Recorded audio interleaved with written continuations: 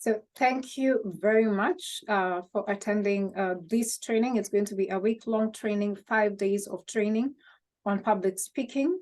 And in these 5 days, what I plan to do is to be in a position to move you from where you are in terms of public speaking, to take you to a place where you are comfortable in speaking in public and where you feel comfortable when you are called upon to speak in public.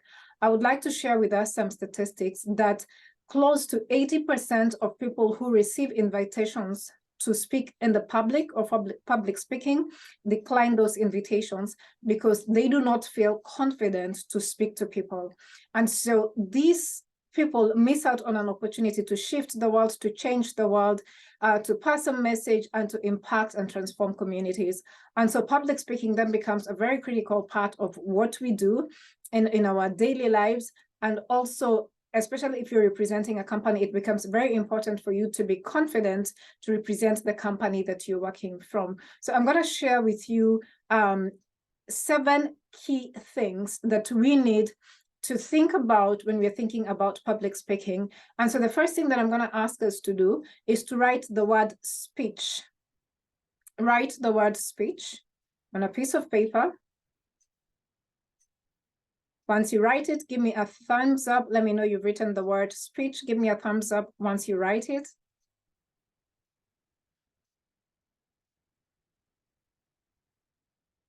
Great. I want you to circle it.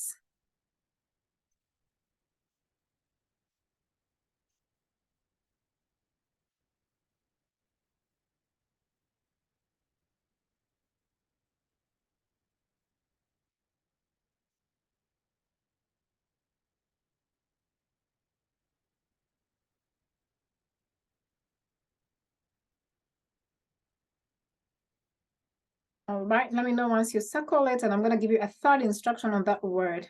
I want you to cancel, just strike through it, strike through the word speech.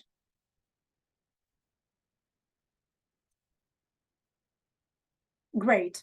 So the first thing that I want us to know that public speaking is not about giving speeches. It has nothing to do with that. And from time immemorial, people have confused public speaking with giving speeches. And that is where it all gets lost and people are not in a position to be successful in public speaking because immediately they hear public speaking that they're thinking about speeches. So at least we have that out of the way.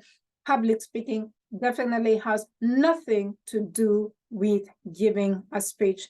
And so I'm going to speak to us about public speaking. And this class, the first class, is a foundation laying class. And I'm going to share with us now the 7 things that we need to think about. And the first thing in public speaking is words. Words is the first thing that we need to think about when we are talking about public speaking. So I want you to write words, and then I'm going to break down that for you. Anytime you speak to people, what we use to communicate 90% of the time, 95% of the time, is that we use words. Then we have the other world that uses a sign language. But I want to talk to us about the ability of us using words to speak to people and to pass a message, to communicate. And so we use words. And I want you to know that words only capture 7% of the information that you need to pass. So that means that in as much as I'm going to use words to speak to you, I'm only capturing 7%. That means in public speaking, if I'm only going to be using words, then that is not sufficient, that is incomplete, and I need to think about what else I can use for me to communicate effectively and for my public speaking to be both effective and to attain its goals. Now, the second thing that I want to talk about in terms of public speaking, and again, this is laying foundation, and we are going to talk more about these keys, is voice tone, your tonal voice. Your tonal voice or your voice tone achieves 38% of your communication. So when people listen to your words, what they're also looking at, they are also looking at the tone of voice you're using. Your tonal voice becomes very critical, and it helps you to pass 38% of your message. Very critical. And so if, for instance, I met my kids and I told them, I love you, it doesn't sound endearing and it sounds intimidating, although the words are fine. But if I meet my kids in the morning and I tell them, I love you, same words, different effects, different communication. Your tone of voice is very important, and it communicates 38% of what you want to say and what you want to share with the person who's on the other side who is listening to you. Now, this is where we decide, and sometimes we do it knowingly, and sometimes it's not something that we do knowingly. But the third thing is body language, and this is what makes communication either effective or ineffective. And I'm going to give you some examples just for you to see how that works. So body language communicates 55% of your message, such that in as much as you have the right words, the right diction, you have so the right words gives you 7%, you have the right tone, which is another 38%, that only gives you 45%. But watch this, your body language is the most critical when it comes to passing any message to anyone, regardless of whether they are young or they are old, and it captures 55% of success. Now, I'm going to give you some examples of body language not to use when you want to communicate to someone. And the first one is something that we do very easily, and it's close our hands. Immediately I close my hands like this, it means that I'm not ready to receive what you're saying to me. It's a closed body language, so I've closed it. So this is something that you want to avoid when you are talking to people and when you are speaking in public, because immediately you close it, it means that you're closed, you are not receptive, you are not willing to hear from other people, you have closed it. And anytime you speak to somebody and immediately they turn like this, it means that they have closed to you. But I want us to also look for this other thing. There is something we call mirroring body language, that most of the time human beings will tend to mirror the body language of someone else. And so if somebody that you're talking to does this, sometimes because you are mirroring their behavior, you also close it.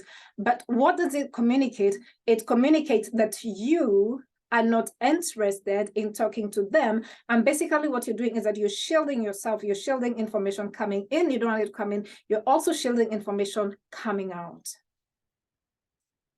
So that's one thing that you need to avoid. Anytime you speak to people, you need to watch out for that.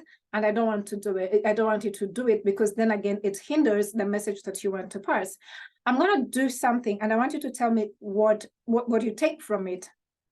So let's say I've come into this class and I want to talk to us and I want to pass information, and I come and I say, hey class, I am glad to have you. Good to see everyone. And today we're going to be talking about public speaking. I want you to watch my body language and I want you to tell me what it communicates to you. What does that communicate to you?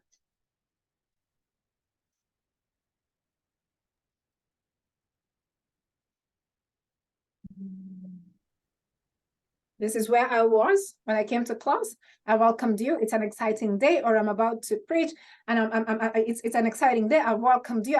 I'm very happy to see you. And the next thing I do is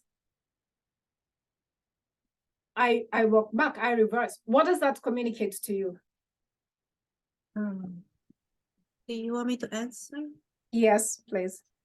You are staying in the background. That's what I get. I'm not sure. Thank you for your response. The next thing that you do not want to do in body language is to come to people and present what you want to tell them and immediately step back, because that communicates that you want to create distance between you and the people that you want to talk about.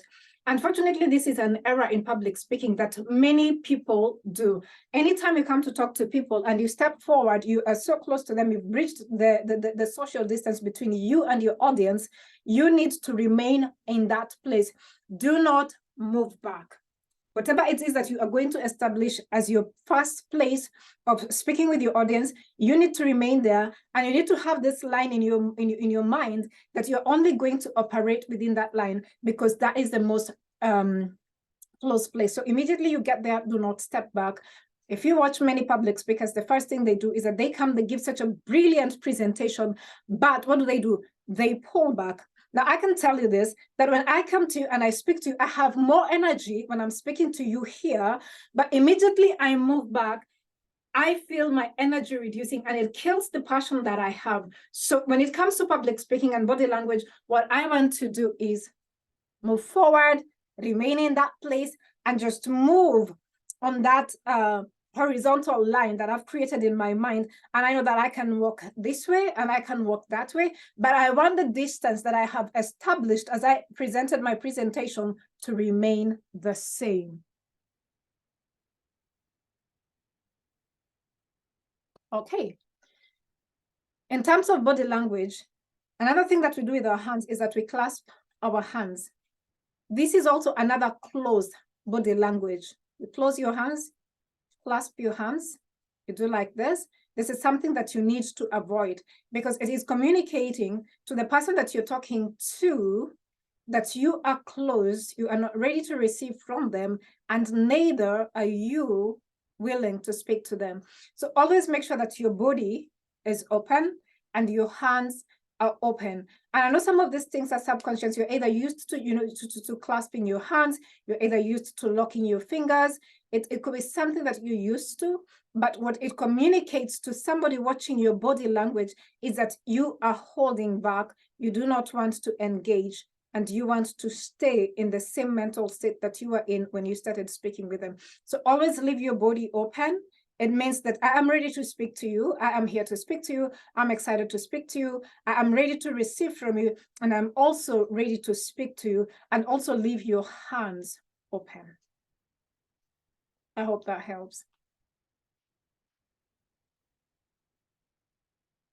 Now, the other thing about public speaking is the message that you have. Many people will spend a lot of time writing great messages. They're gonna spend sleepless days and days trying to write this perfect message that they want to share with people, and that's perfect because you need to prepare it. But their message is not well structured. As you write your message, as you make your presentation, you need to ask yourself, what is my introduction? What is my body? And what is my conclusion? That way, the people that are listening to you are able to follow through sequentially with what you're saying. Remember that the human brain is wired to follow a certain sequence. The human brain is wired to follow a certain order. Immediately, you walk away from order. Immediately, people's brains are unable to capture what your order is, then you disengage them. And you always want to keep your audience engaged from the beginning to the end.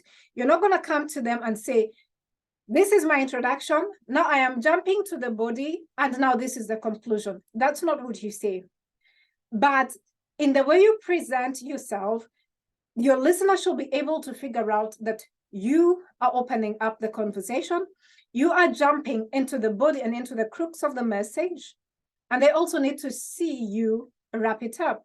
And again, you use words to transition you from the introduction, or either to introduce your message, and then you use words to transition you from the introduction to the body. You also need to use words that help you to transition to the conclusion. For instance, let's say that I've been making my presentation, I am through to talking to people, and I can say, finally, as a recap, as I wrap this up, my final thoughts. I am not telling people this is the conclusion of the message, but the words that I'm using helps the person in their mind to know that I have come to the end of the presentation, and they need to figure out what it is that I'm going to say as a closing point, or as closing thoughts to what I have said. And you can use words like, I am happy to introduce to you the concept of public speaking, and I am glad that today I am going to be training you. I have introduced you without saying, this is my introduction. Or I could come and say, good evening, class, or good morning, class. Today, I have 4 objectives that I want to pass to you. So you already know that I have opened up something, and I have something that I'm going to share with you. And I have objectives, and I could say I have 4 objectives that I want to share with you. So in your mind, you are already prepared to receive 4 things. The other thing about public speaking is that you want to keep it simple. And let me speak to us in terms of writing PowerPoint presentations. And in most organizations, in as much as using PowerPoints is not really encouraged in our world today, but there are still organizations that will require you to use PowerPoints. And I've always said that in any single slide, you should only spend 3 minutes, maximum of 3 minutes. If you can do 2.5 to 3 minutes, you're fine. Anytime you're on 3 going to 4 minutes, you are losing the people. And what we do is that in human nature is that we want to prove to people that we know the subject matter. We want to prove to them that we have done research. We want to prove to them that we prepared. They know all that. But what you are there as a public speaker is to pass the most critical information that you want your audience to leave that place with. It is, you do not want to give them an information overload to prove to them that I prepared for you, I've been writing, and I have this information that I want you to carry. What you need to do in your slide that you have filled in with a lot of letters is that you can pick at least 4 points or 3 points in every slide, and you say that these are the 3 points that I'm gonna pass, and in every slide, I'm gonna take 2.5 minutes to pass 3 critical points in every slide. So if you're going to use PowerPoint because your organization requires that you use PowerPoints, or the environment that you're in requires that you use PowerPoints, then make sure that they are not cluttered with words, that they are as few as possible. Great. Now, as you prepare that PowerPoint presentation, make sure that you also think about the fonts that you're going to use. There are fonts that you use that discourage people from engaging with you. There are colors that you use that also discourage people from engaging with you. And also this also brings in the concept of culture. If I'm making a presentation in Germany, I will avoid opening my presentation with a joke, because culturally that doesn't it doesn't augur well, and it closes them up and they think that I'm not serious. However, in other cultures, if I'm going to open up my presentation with a joke, then it is a wonderful icebreaker and I'm able to flow with it. So there are all these things that you need to think about. How am I going to open up my presentation, in my introduction, in my body, and in my wrap-up? If I'm going to use presentations, a PowerPoint presentation, I just need 3 points on every slide, and I need to just speak for a maximum of 2.5 minutes to 3 minutes maximum. I need to use a font that is friendly and acceptable in that place, and also the color. It is interesting to note that some colors, although they might appear to be bold and acceptable to you, in other cultures, those colors are not acceptable. So again, finding out that information so that you do not prepare a wonderful presentation that is not communicating what you need to communicate. So Lars said, compelling messages. So allow me to move to key number 5. Communication effectiveness. Your ability to communicate effectively. If I am talking to you and I am getting distracted with my phone, guess what? Even if I am not going to pick this phone and do anything with it, guess what? It is going to come out to you. You will be able to tell that I am being distracted. So anytime you're making, you are speaking to people, you need to avoid doing things that, although it doesn't seem to you as you're being distracted, but there is a way it distracts the flow of your words, it distracts the flow of your message, and most of the times it's gonna show on you. So when you're speaking to people and you want to make sure that you're communicating effectively, remove anything that is going to hinder your flow as you are talking. Remove anything that is going to be a distraction to you. The second thing about communication effectiveness is the environment. So think about what I have here today.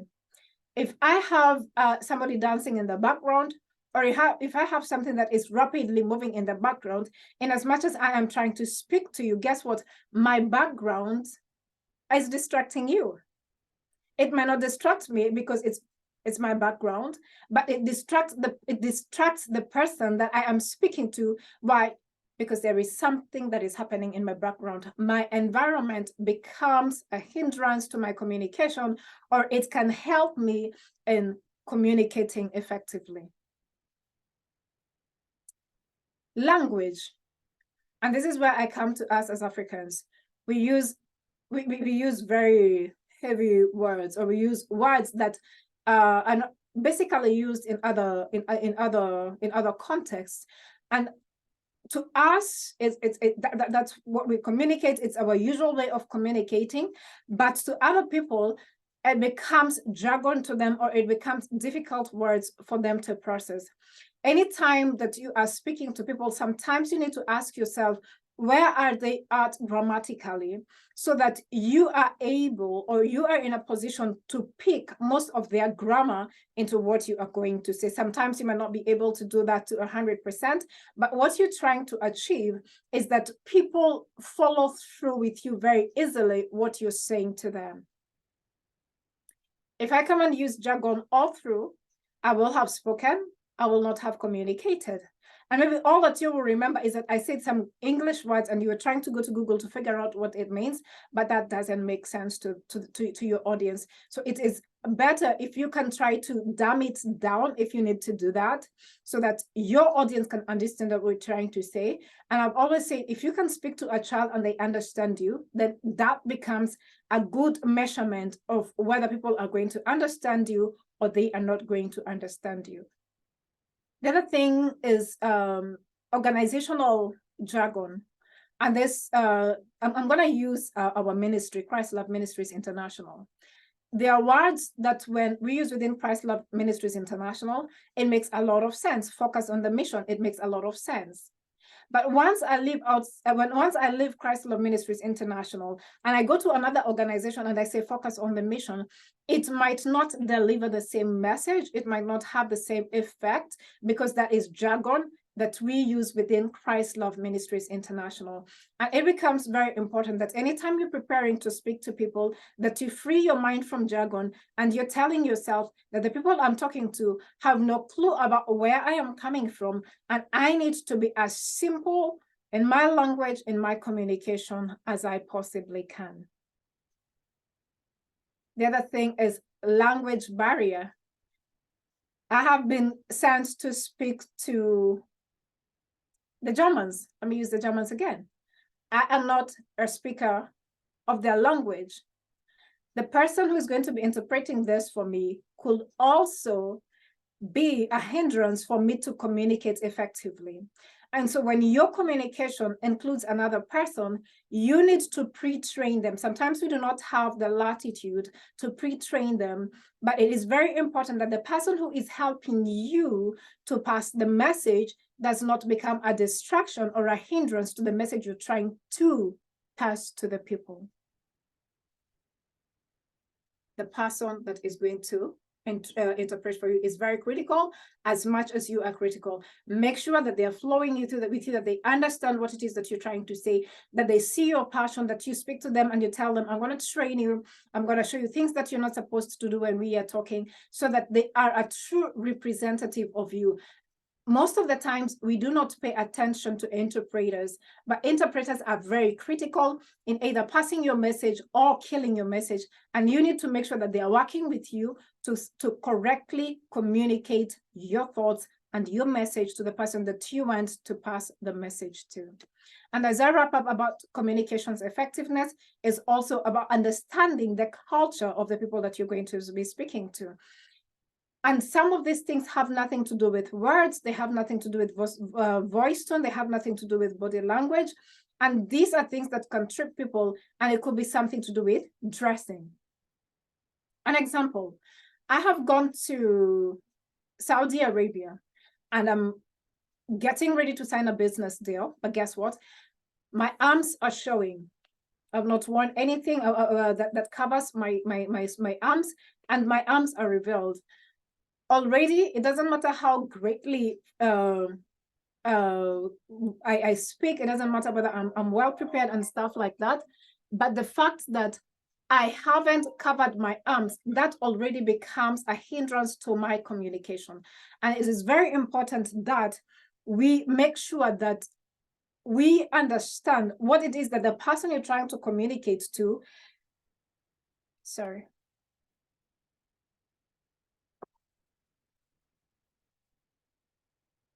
the person that you're trying to speak to appreciates and what they do not appreciate. The second thing is also appreciating about timings. There are places, and I'm going to take an example in our coastal town of Mombasa. If you're planning to have an early morning meeting to make sure that a business deal is signed, it's not going to be signed.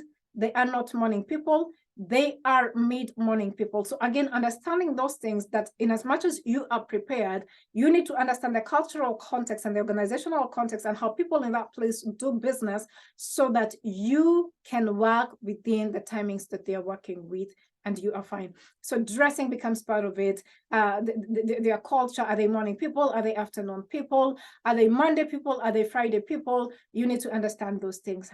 Just to give you an example, most corporates, if you book a meeting for Monday, it doesn't matter how great a proposal you have, it will never come to pass, because on Monday, many people are stressed. So if you're trying to sell an idea to somebody on Monday, they are already stressed, then what happens is that they will accept it, but you have come to them at a point when they are highly pressured and they do not receive your message. So when you're talking about public speaking, there is a lot of research that you need to do behind the scenes, and ask yourself, what is it that is going to make my communication effective? So if I prepared, let's say I'm talking to somebody in Saudi Arabia, I am well dressed, I've watched all that, my font for my PowerPoint presentation is fine, my tone is fine, my voice is fine, my body language is fine, I am ready. And then I go to speak to them on Friday. Friday is the day that they go to the mosque. In my country, we don't go to the mosque on Friday. Again, that becomes a problem. So in public speaking, you need to ask yourself, what is it in the environment that either moves my message forward or prohibits my message? And again, it's common knowledge that, again, on Friday is not a day that you try to sell anything in terms of business deals. Why? Because everybody's mind is shutting out. They're happy to go for the weekend. They're putting everything together and they're ready to go. So if you go to speak to somebody again on Friday, you have prepared yourself adequately. But where are they mentally? They're ready. They're ready for the weekend. They will want to rush you over and tell you, thank you very much, we've listened to you, and just pack your stuff there. Then guess what? They will leave on Friday when they're happy and get back to the office on Monday when they are highly stressed. And nothing ever happens on your paperwork. Nothing ever happens on your presentation. So there are those things that are minor, but they can become a limitation to what you want to do. Allow me to move forward, and I want to speak about key number 6, and I want to speak about the 4 languages of human communication. 4 languages of human communication. Think about it. We have the 5 senses, and our 5 senses help us to communicate. The first one is sight. What do you see? And this is something that Dr. Charles has spoken to us, and he talks about your presentation. How do people see you? The first impression that you give to people is what they're going to hold on to, and that's how they're going to remember you. It might have been a bad hair day, but if you had bad hair, they won't know it's a bad hair day. That is the impression of you that they will forever remember. And so sight is a very powerful thing. When you're going to make a presentation, you need to be ready, because people are going to see you, the person that is preparing to pass the message to them, and how you are dressed is going to Make them make decisions in their mind as to whether they're going to pay attention or they won't pay attention. How do people see you? How are you dressed? And there is a common saying, dress the way you want to be addressed. How do you want people to address you? Dress in that particular way. Number two, once you make that first impression, you can never correct it. It stays in the mind of people. And that is how humans are wired. Humans remember somebody the way they saw them the first time. So make sure that as you're going to make that public presentation, as you're going to speak publicly, that you address in the way that you want the people to remember you. If there is something about your dressing, if there's something about your hair, if there's something about your nails, if it's something about your shoes that you don't like, make sure that you fix those things, because you will never change that impression. That impression is going to stay with those people for the rest of your life. It doesn't matter how well you try to dress on later on. It doesn't matter. You have already engaged those people. That's how they show you, and that is how it stays with them. Now, that is seeing in terms of the person that is going to pass the information. And now I want us to speak about seeing in terms of the people that you are speaking to. And again, we come back to, what are you presenting? Are you going to present a PowerPoint presentation? Is it visible? Is the font right? I remember some years ago, and we were having a forum at the Hyatt in Washington, D.C. And one of my colleagues had a wonderful presentation, but they had used white in their paper, which when you use their laptop, you could read it. But immediately we threw it on the big screen, we couldn't see anything. It was lost in the screen. So the question is, how do people see what you're presenting? Is it visible? Is what you are writing visible? Is your presentation visible to the people at the back? Remember, they're part of your audience. As it is visible to the people at the front. If you're going to pass brochures to the people, is it easy for people to read, for people who can see easily, and for people who need glasses? Are you using a font that is easy for people to read? Those things become very critical. Then the second thing is hearing. What are people hearing? Remember that human beings have many thoughts that are running at the same time. So in as much as you're trying to communicate a message, it is a wonderful message. I could be preaching the sermon that helps everyone to become a multi-billionaire, but I am competing with so many thoughts that are going on in these people's minds. And the question then is, how do I capture their attention? How do I capture their focus? How do I capture them for them to remain connected with me for the duration of the presentation that I'm going to have? And this is where we have the concept of using the style of suspense. When you are talking to people, you don't come and tell them everything at the beginning. You need to use the style of suspense, where you keep that person asking themselves in their mind, what happened next? Or what is going to happen? Or, oh my God, then how are you even still here speaking to us? The aspect of suspense is very important. And again, how do you relay this?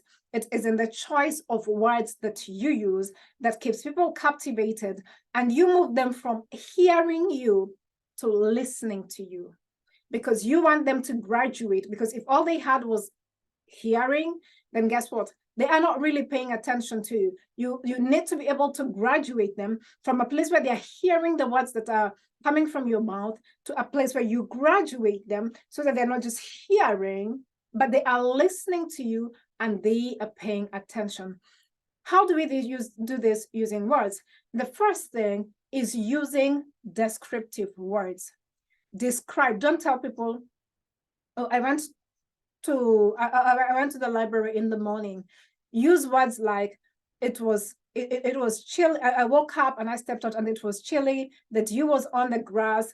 The sun was beginning to peep through, and paint a picture of what it is that you went through. How you use your words to describe a situation creates suspense. And what does it do? It helps you to capture the attention of your listener. And when it comes to holding people in a suspense, you've told them what it is that you want to tell them, but they are not in a position to figure you out, then you keep them engaged to the last minute. Then what does that mean? It means that you need to be very selective of how you are going to wrap up that message. And what does it mean to be selective? It means that the way you wrap up your message, there should be at least one point that you communicate to them. That after holding their attention, there is a lot of suspense, they're excited to listen to you, that at the end of the day, there is one thought, one school of thought that you want them to remember that public speaking with. You do not want to lose them. You do not want to excite them. And they leave that place without anything. And this is what you do when after people leave. You could have greeters on their way out and ask them, what is it that you remember about this presentation? At least out of every 10, 6 should share the same thing. If everyone is sharing different things, it means that you are not successful in communicating your message. Okay. And then from there, we move to smelling and tasting, which is the fourth thing. And I'm not going to speak much about them, but again, those are important things. And again, as a speaker, invest in a nice perfume when you're walking into the room. Let them know that you have arrived. Let them enjoy the sense that you are carrying. And if you are in a place where you are going to give people food, again, give them food that is delicious, and make sure that they are comfortable when you're doing that. You realize that most of the conferences that you're going to have is going to have either a tea or a lunch or a tea in the evening. Think about the choice of foods that you're going to give them that is going to keep these people engaged and interested in what is going on. But I'm going to end this with the last key, and this is where I'm going to spend most of our time. And the 7th key is passion. Passion. You could miss out on words. You don't have the right words. You could miss out on the voice tone. You could miss out on body language, because somebody could be the shyest person ever. The person could miss out on the ability to laser a compelling message. They could miss out on effective communication. They could miss out on the 4 languages of human communication. That is the ability to hear, to smell, to taste, and to see. You could miss out on all that, but there is something that you cannot miss out on, and that is passion. What is it that you are so interested in that you know that people have to hear it? You can't sleep at night because it just burns you. You can't sleep at night. You can't wait to speak about it. You just have this fire around you. It makes you uncomfortable. You have to speak it out. What is it that you have to say? And that is passion. Most of the most successful songs, speeches, was the passion. Martin Luther King, I Have a Dream, one of the most successful speeches of all time. The passion within a man, telling us what he saw about the future, in as much as the present didn't show that. Franklin Roosevelt, what is it that you want to talk about? It needs to be something that is so within you, and you feel it is a burning within you. It is a fire within you. It is a disquiet within you. And you know that unless I share these words with people, unless I share this message with people, that I cannot be complete, I cannot be fulfilled. There's got to be a passion within you. I want you to think about the songs that you love the most. There's got to be passion in the voice and in the person that is singing this song.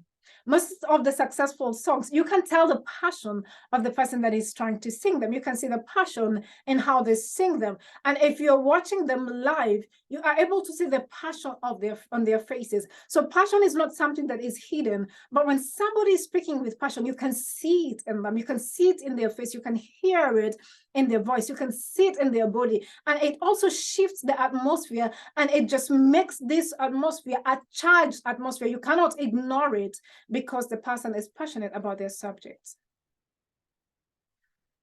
Always remember that public speaking is not about a speech. It is communicating something that you are very passionate about. It could be a product in your company that you believe so much about, and you want to speak to people about it. Be passionate about it. Once you are passionate about it, guess what? You connect to the hearts and not the minds. Because when you give a speech, what you're trying to do, you're trying to connect with me intellectually. You can connect with me intellectually. It doesn't mean I'm going to buy that product. But immediately you connect to my heart.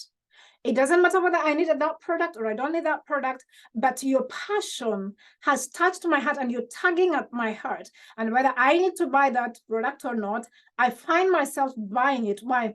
Because your passion ignites my heart to action. And that's the importance of passion.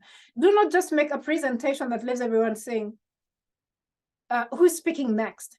You should talk. Once you talk, the next person trying to speak after you should take it a level higher, or choose not to say anything after that, because you have already charged the environment and people are ready to go. Remember that your passion inspires, or it activates, or it provokes action to the people that you're talking to.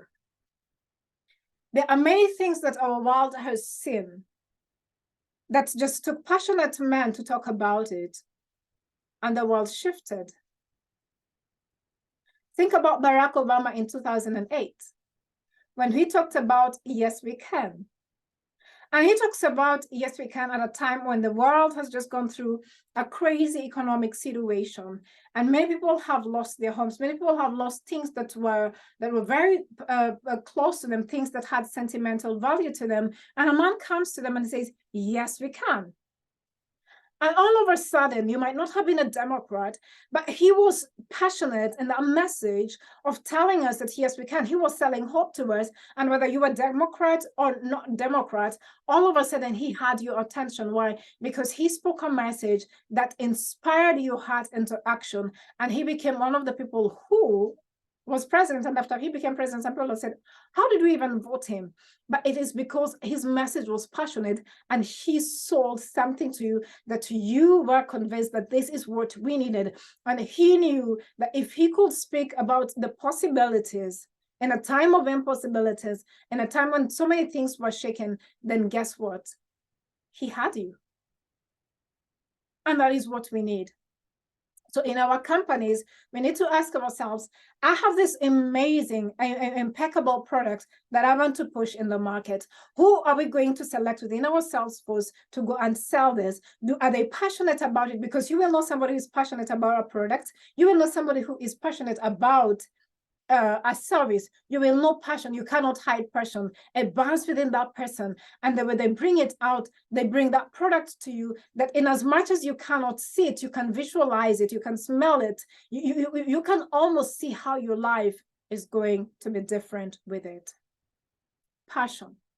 Passion is everything. Every human being has a passion, but you can never be passionate about things that you're not interested in. You can only be passionate about things that you truly care for, people that you truly care for, products that you really care for, ideas that you really care for. Remember the Second World War. The world was at war. And Winston Churchill's words become the words that will change it. And he says, I have nothing to offer you but blood and sweat. And the words of Winston Churchill changed the course of the Second World War. It changed the course of humanity. Words. He was passionate, and his passion could not be ignored. And his passion just lit the inspiration of others and moved them to action. And so what I want us to do, and I'm going to give this to us as an assignment, is to write an introductory piece about who we are. And I want it to be as short can be. I want you to make it an elevator speech where you can meet the person that you always wanted to meet in your entire lifetime. I don't know who that person is. And it happens that by happenstance that you get into a lift and guess what? They are there. And here you are. And you want to connect to this person. And so I'm going to ask you just to prepare just 2 minutes of a video, and you're going to record yourself, and then you're going to share with me on WhatsApp. And we are going to review them tomorrow. And we want to find out who you are. And remember that we want to see the passion within yourself in introducing yourself. We need to be able to see that passion. It is very important. I want you to know, as I wrap up, that the greatest secret of the speakers in history was passion. It wasn't the fact that they had the right words. It was not about where they were coming from, the countries they represented, their position in leadership. It was because of passion. And passion is one of the most critical things that every human being has, but very few people use it. But when it comes to public speaking, your passion has to be there. You need to be able to be passionate about what it is, what you want to say, and what you want to see other people follow through. Passion causes people to be influenced. When we talk about your ability to influence people, we're basically talking about your ability to use your passion to inspire other people to action. In our world today, you can move people in any direction you want them to move to. All that human beings are looking for is somebody whose candle is lit, and that candle is going to light the candles of others and move them in a certain direction. You can receive anything, you can receive any, you can receive any gift from anyone, but the question is, were you able to inspire them into action? And that is where I'm going to close for today. And tomorrow we are going to start by reviewing your videos. And you're going to give me just a few minutes for me to pull up just the video of Martin Luther King, I Have a Dream, and we are going to just watch it as we also wrap up. Thank you very much.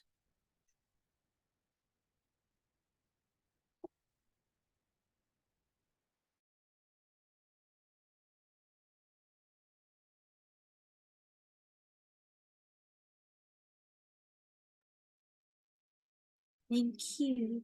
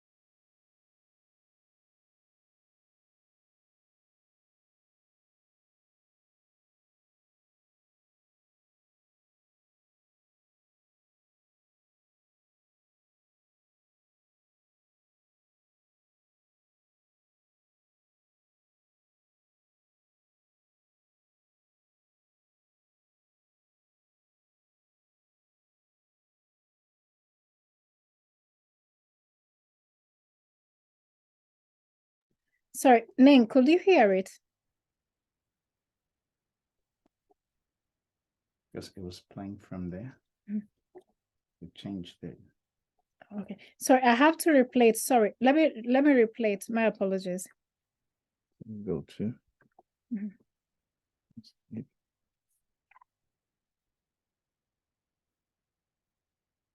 Actually disconnected this here. Hmm?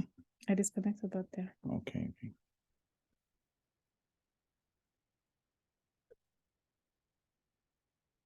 I can go back to that. Sorry, Ning, we'll be with you in a minute. Oh, I heard it. Sorry. That was the old message. Okay, wait, were you hearing the speech? Yeah. Okay, just Okay, get back so, to it because I couldn't hear it on my. Sorry, sir. So allow me to replay the speech. To present to you Dr. Martin Luther King, Jr.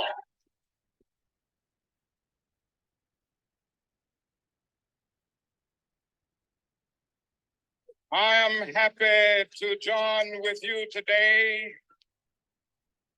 in what will go down in history as the greatest demonstration for freedom in the history of our nation.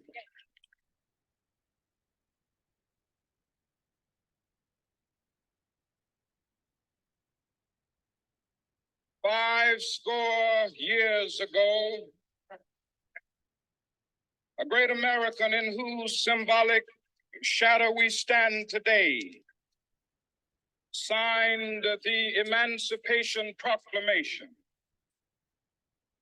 This momentous decree came as a great beacon light of hope to millions of Negro slaves who had been seared in the flames of withering injustice. It came as a joyous daybreak to end the long night of their captivity. But 100 years later, the Negro still is not free. 100 years later, the life of the Negro is still sadly crippled by the manacles of segregation and the chains of discrimination. 100 years later, the Negro lives on a lonely island of poverty. I have a dream that one day this nation will rise up, live out the true meaning of its creed. We hold these truths to be self-evident that all men are created equal.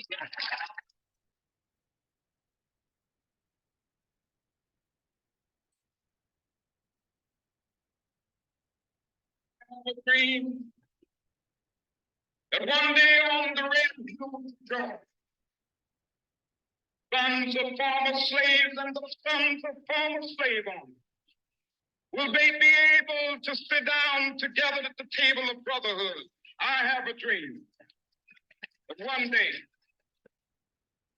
even the state of Mississippi, a state sweltering with the heat of injustice, sweltering with the heat of oppression, be transformed into an oasis of freedom and justice. I have a dream. My poor little children will one day live in a nation where they will not be judged by the color of their skin, but by the content of their character. I have a dream.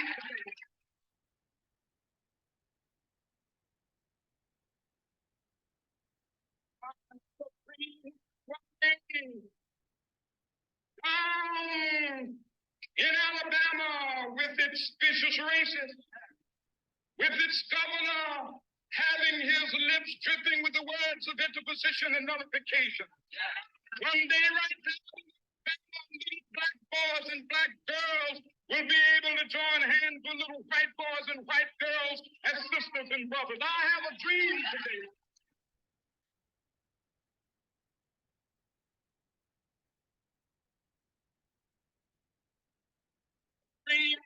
one day every valley shall be exalted. Every hill and mountain shall be made low, the rough places will be made plain, and the crooked places will be made straight, and the goals of the Lord shall be revealed. Shall see it together.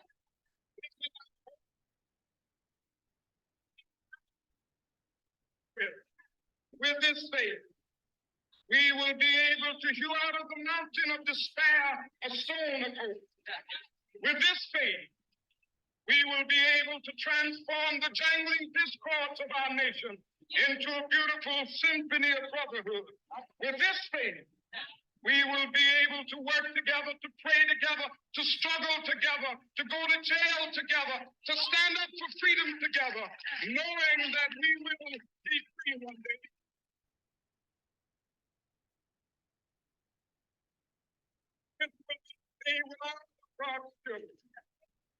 Be able to sing with new meaning, my country tears of thee.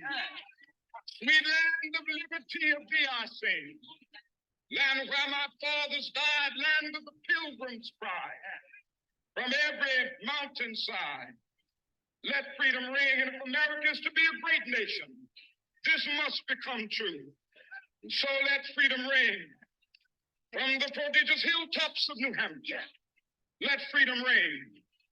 From the mighty mountains of New York, let freedom ring. From the heightening Alleghenies of Pennsylvania, let freedom ring. From the snow-capped Rockies of Colorado, let freedom ring. From the curvaceous slopes of California.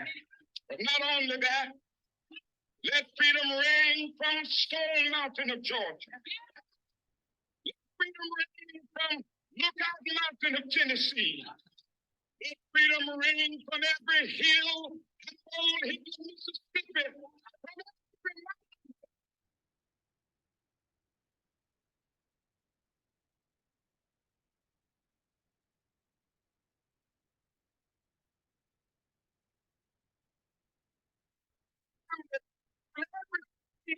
In every city, we will be able to speed up that day when all of God's children, black men and white men, Jews and Gentiles, Protestants and Catholics, will be able to join hands and sing in the words of the old Negro spiritual, free at last, free at last.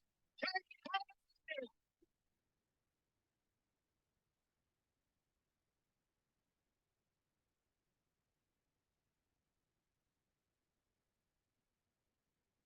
So thank you very much for attending today's class. We are going to be here again tomorrow at 5:30 and we will end at exactly 6:30. So thank you for joining in today. I am excited. I hope that you learned something.